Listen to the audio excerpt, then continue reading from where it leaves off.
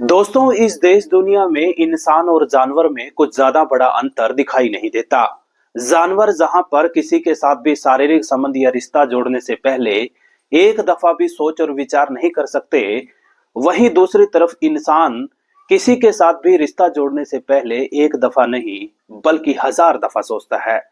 आज की हमारी सच्ची किस्सा कहानी में भी कुछ यूं ही हुआ कि एक नौजवान लड़के के दूसरी किसी महिला के साथ ऐसे रिश्ते जुड़ गए जिन रिश्तों को ना परिवार, ना समाज और ना ही हमारा कानून इजाजत देता है।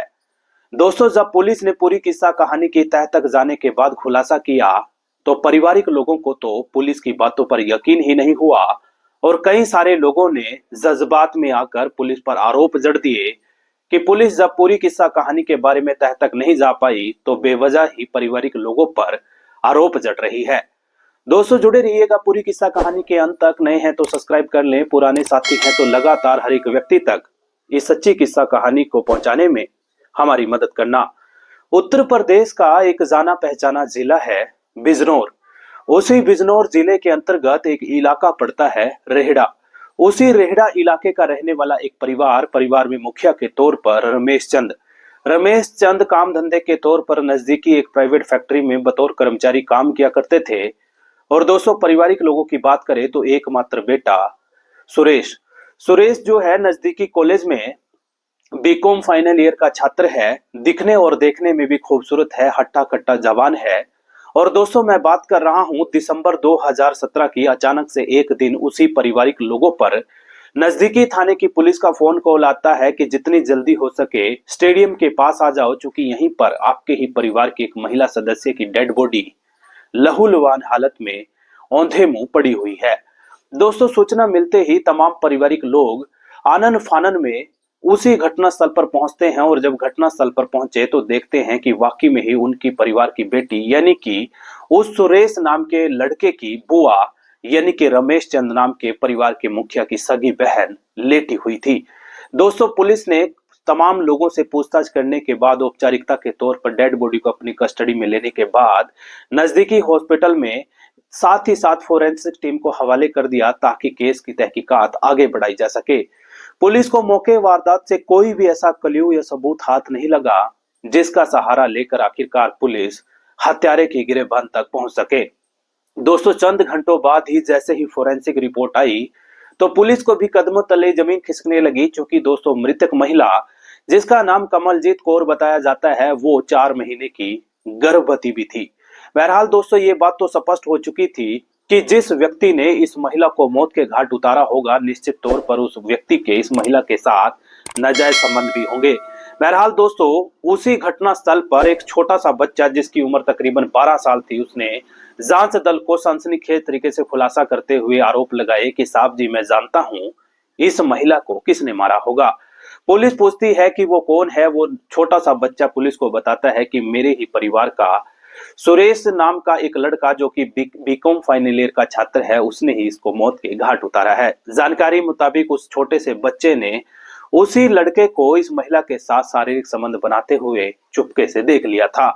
पुलिस ने जब उस लड़के को हिरासत में लेकर सख्ती से पूछताछ करी तो तमाम पारिवारिक लोगों ने वैर विरोध करना शुरू कर दिया। चूंकि जानकारी मुताबिक पारिवारिक लोगों का कहना था कि जब पुलिस कह रही है कि मृतिका गर्भवती भी है तो इसका मतलब ये हुआ कि उनके ही बेटे ने अपनी ही बुआ के साथ शारीरिक संबंध बनाए थे। जब इस तरीके की बातें सामने आई तो तमाम पारिवारिक लोग वैर विरोध पर उतारू हो गए। पुलिस कहती है कि हमें अपना काम करने दो और जो कुछ भी आएगा दूध का दूध और पानी का पानी हो जाएगा। पुलिस ने जब उस लड़के को कस्टडी में लेकर पहले प्यार से और फिर सख्ती दिखाते हुए बातचीत करी तो वो लड़का तोते की तरह ऐसे ऐसे खुलासे करता है जिन खुलासों पर ना तो पुलिस को और ना ही लोगों को यकीन हो पाया। पुलिस के मुताबिक उसी लड़के ने अपनी ही बुआ को मौत के घाट उतारा है। एक अलग तरीके की किस्सा कहानी सुनाई बात यह है कि पारिवारिक लोगों के मुताबिक नजदीक ही आस पड़ोस की एक लड़की से उनका ही बेटा प्यार किया करता था और उन दोनों लड़का लड़की के प्यार में उसकी ही बुआ यानी मृतिका कमलजीत कौर मदद किया करती थी। लेकिन उसी दरमियान उसके भतीजे और बुआ के बीच में दोस्ती हो गई और देखते ही देखते वो दोस्ती प्रेम प्रसंग में तब्दील हो गई। यानी कि अब हर दिन सुबह हो या शाम दोनों ही एक दूसरे के साथ शारीरिक संबंध बनाने लगे। और उसी शारीरिक संबंध बनाने की वजह से कमलजीत कौर नाम की वो महिला गर्भवती हो गई। और जानकारी मुताबिक जब 4 महीने की गर्भवती हो गई तो कहीं ना कहीं उनको ये अंदेशा होने लगा कि निश्चित तौर पर अब पूरी किस्सा कहानी का खुलासा यानी भांडाफोड़ जरूर हो जाएगा। इसलिए उस लड़के ने बड़े ही शातिराना अंदाज में अपनी बुआ के साथ शादी करने से स्पष्ट लहजे में मना कर दिया और एक दिन तारीख निश्चित करके अपने रास्ते से अपनी ही बुआ को हटाने का फैसला ले लिया और खौफनाक और बेदर्दी तरीके से गला घोट कर मौत की नींद सुला दिया। दोस्तों, वो कहते हैं ना, मुजरिम चाहे कितना ही शातिर क्यों ना हो, कितने ही शातिराना अंदाज में कोई मुजरिम अपनी किस्सा कहानी को घटित क्यों ना कर दे, लेकिन आखिरकार कानून की जकड़ में उसको आना ही पड़ता है। चूंकि कहावत भी है कि कानून के हाथ बहुत लंबे होते हैं। पूरी किस्सा कहानी में नामजद मुकदमा दर्ज करने के बाद नजदीकी थाने की पुलिस ने कड़ी सुरक्षा के बीच आरोपी को नजदीकी अदालत में जज साहब के समक्ष पेश किया, जहां पर जज साहब ने दोनों पक्षों की दलीलों को सुनने के बाद आखिरकार कड़े शब्दों में पूरी किस्सा कहानी की न केवल निंदा करी बल्कि सख्त लहजे में सलाखों की काल कोहड़ी में डालने का फरमान सुना दिया। यानी कि बची खुची जिंदगी सलाखों की काल कोहड़ी में बैठकर तमाम आरोपियों को गुजारनी पड़ेगी। उन्हीं सलाखों की काल कोहड़ी में बैठकर आरोपी अपने किए कारनामों का पछतावा करेंगे। लेकिन दोस्तों, उसी बीच ये पूरी किस्सा कहानी ना केवल आस पड़ोस बल्कि दूर दराज के इलाके में भी ठीक वैसे ही फैल रही है जैसे कि अमूमन आमतौर पर सूखे जंगल में आग फैला करती है। ये किस्सा कहानी अपने आप में बहुत कुछ कहती है, एक बहुत बड़ा संदेश दे रही है।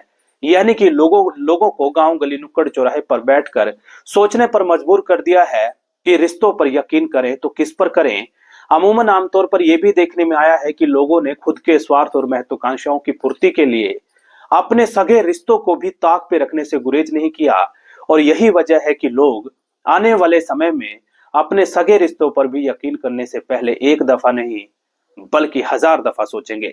दोस्तों, मुझे देना इजाजत। आपको क्या कुछ लगा कमेंट बॉक्स में अपनी राय जरूर दे देना। फिर हाजिर होऊंगा एक और नई किस्सा कहानी के साथ, लेकिन गुजारिश करता हूं कि देश दुनिया के किसी भी गांव गली नुक्कड़ चौराहे पर बैठकर आप हमारी सनसनीखेज किस्सा कहानियों को सुनते हैं, देखते हैं, अलर्ट रहिएगा, जागरूक रहिएगा।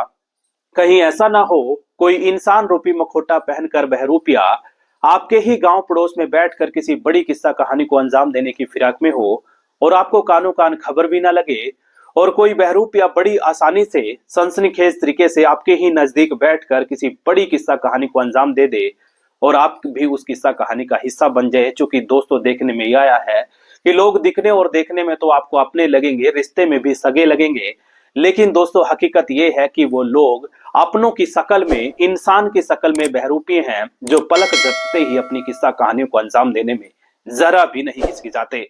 दोस्तों, गुजारिश ये भी है कि जहां भी बैठकर आप हमें देखते हैं, हौसला अफजाई के तौर पर सब्सक्राइब कर लें, शेयर कर लें, क्योंकि आपका सब्सक्राइब करना और शेयर करना हमें लगातार हिम्मत देता है। यूं ही लगातार आपको जागरूक करता रहूं, सचेत करता रहूं, यूं ही आपको अलर्ट करता रहूं। बहुत बहुत शुक्रिया, धन्यवाद, आभार। आप लोग कमेंट बॉक्स में अपना नाम और अपना जगह का नाम भी जरूर बताइएगा। कोशिश करूंगा आने वाले क्राइम एपिसोड में आपका नाम और जगह का नाम को शामिल कर सकूं और मुझे ये देखकर और सुनकर अपने मुंह से बोलकर बहुत ज्यादा हर्ष की, प्रसन्नता की अनुभूति होगी।